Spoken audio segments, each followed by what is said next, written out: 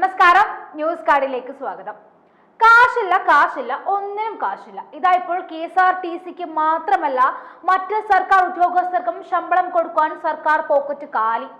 സംസ്ഥാന സർക്കാരിന്റെ സാമ്പത്തിക പ്രതിസന്ധി ഏറ്റവും രൂക്ഷമായ ഘട്ടത്തിലേക്ക് കടന്നതോടെ ചരിത്രത്തിൽ ആദ്യമായി കേരളത്തിൽ സർക്കാർ ജീവനക്കാരുടെ ശമ്പളം മുടങ്ങി. മുൻപും ട്രഷറി പ്രതിസന്ധിയിൽ ആയി ബില്ലുകൾ പാസ്സാക്കാതെ നിർത്തിവെച്ചിട്ടുണ്ടെങ്കിലും അതൊന്നും ശമ്പള ദിവസങ്ങളിലായിരുന്നില്ല. അതിനാൽ ശമ്പളം മുടങ്ങുന്നത് ഒഴിവായിരുന്നു. എന്നാൽ ട്രഷറിയിൽ ശമ്പളവും പെൻഷനും നൽകുവാൻ പണമില്ലാതെ വന്നതോടെ ജീവനക്കാരുടെ ട്രഷറി ശമ്പള അക്കൗണ്ടുകൾ സർക്കാർ മരവിപ്പിച്ചു. അക്കൗണ്ടിൽ പണം എത്തിയിട്ടുണ്ടെന്ന് കാണിച്ചെങ്കിലും ഈ തുക ബാങ്കിലേക്ക് കൈമാറുവാനോ പണം പിൻവലിക്കുവാനോ കഴിഞ്ഞില്ല. സർക്കാരിന്റെ കൂർമ്മ ബുദ്ധി.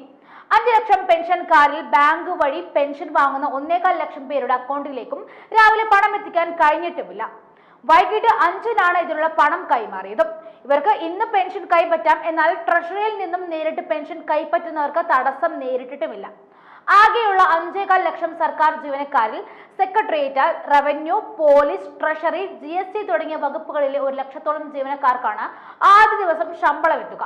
ആദ്യം ട്രഷറിയിലെ ETSB സേവിംഗ് അക്കൗണ്ടിൽ നിക്ഷേപിക്കുന്ന പണം അവിടെ നിന്നും ബാങ്കിലേക്ക് പോകുന്ന തരത്തിലാണ് ക്രമീകരിച്ചിട്ടുള്ളത്. എന്നാൽ ഇന്നലെ ETSBയിലേക്ക് എത്തിയതായി കാണിച്ച പണം ബാങ്കിലേക്ക് പോയിട്ടില്ല. ജീവനക്കാർ ETSBയിൽ നിന്നും ഓൺലൈനായി പണം ബാങ്കിലേക്ക് മാറ്റാൻ ശ്രമിച്ചെങ്കിലും അക്കൗണ്ട് മരവിപ്പിച്ച നിലയിലായിരുന്നു. ശമ്പളം നൽകിയെന്ന് വരുത്തുവാനായിരുന്നു സർക്കാരിന്റെ ഈ വളഞ്ഞ വഴി സ്വീകരിച്ചത്. ഇന്ന് ശമ്പളം വിതരണം ചെയ്യാൻ കഴിയുമോ എന്ന് ആരാഞ്ഞപ്പോൾ വ്യക്തമായൊരു ഉത്തരം നൽകുവാൻ ധനവകുപ്പിനോ ട്രഷറി അധികൃതർക്കോ കഴിഞ്ഞിട്ടുമില്ല. സാങ്കേതിക തടസ്സം കാരണമാണെന്ന് ശമ്പളം അക്കൗണ്ടിൽ എത്താത്തതെന്നാണ് ഔദ്യോഗികമായ വിശദീകരണം. പൊള്ളത്തരമാണെന്ന് എല്ലാവർക്കും അറിയാം. എന്നാൽ 2-ാം ദിവസവും ശമ്പള വിതരണം നടക്കാതായതോടെ ജീവനക്കാർ കടുത്ത അതൃപ്തിയിലാണെങ്കിലും മുഖ്യമന്ത്രിക്കും മന്ത്രിമാർക്കും കൃത്യമായി ശമ്പളം ലഭിച്ചു എന്നതും ശ്രദ്ധേയമാണ്. സാമ്പത്തിക പ്രതിസന്ധി രൂക്ഷമായതിനെ തുടർന്ന് പൊതുമേഖലാ സ്ഥാപനങ്ങളിലെ ഫണ്ട് ട്രഷറിയിലേക്ക് നിക്ഷേപിക്കാൻ നിർദ്ദേശം നൽകി. 97,000 പേർക്കാണ് ആദ്യ ദിനം ശമ്പളം കിട്ടേണ്ടിയിരുന്നത്. ഇനി തിങ്കളാഴ്ചയെ പണം ലഭിക്കൂ എന്നാണ് ട്രഷറിയിൽ നിന്നും ലഭിക്കുന്ന വിവരം. ശമ്പളം മുടങ്ങിയതിൽ പ്രതിഷേധിച്ച സെക്രട്ടേറിയറ്റ് ആക്ഷൻ കൗൺസിലിന്റെ നേതൃത്വത്തിൽ ഇന്ന് സെക്രട്ടേറിയറ്റിലേക്ക് മാർച്ചും നടത്തും. സാമൂഹിക ക്ഷേമ പെൻഷൻ 7 മാസമായി കുടിശ്ശികയിലാണ്.